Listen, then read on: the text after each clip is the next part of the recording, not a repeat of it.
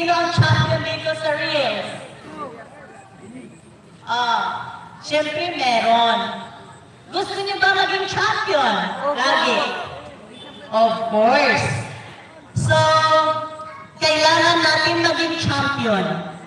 No, sa lahat ng larangan, hindi lang sa sports, hindi lang sa anihalad, kundi ang pinakamahalaga ay maging champion tayo saan? Okay, sa ating pag-aaral. Be a champion. And what is the short term for champion? For 500 pesos, what is the short term of the word champion? For 500 pesos, who can guess or who can give the short term for champion?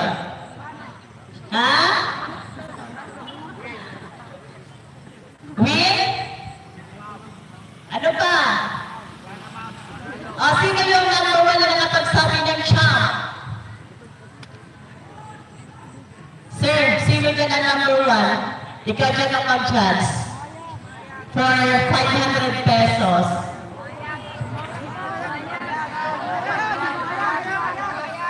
Sige nga. Pumunta dito yung nagsabi ng champ.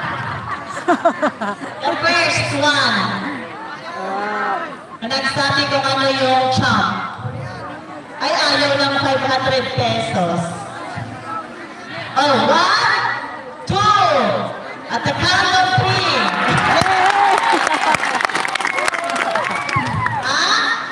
May kasabay niyo pala na girl. So happy na lang po kayo.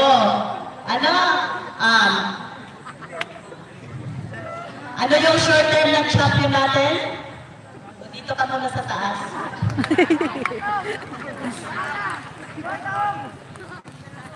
Win, ma'am. Ay, wala. Loss. Ikaw, ma'am.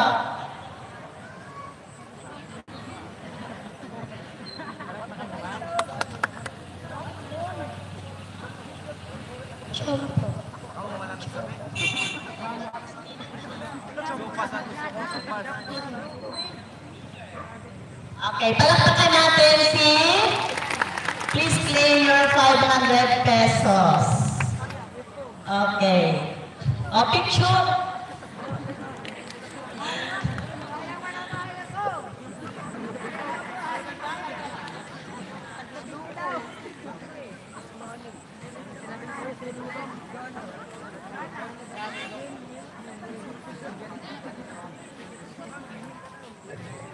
Congratulations, Bim. May pang-snack ka na. Simple way of giving a token sa mga magagaling. Okay. Go, Nadia. So, short term for champion is champ. Sabi niyo gusto niyo maging champion. Di po ba? How many letters meron ang salitang champ? There are 5. And what is the first letter? C. So, bibigyan ko ng ibig sabihin or meaning ang bawat letter ng salitang champ.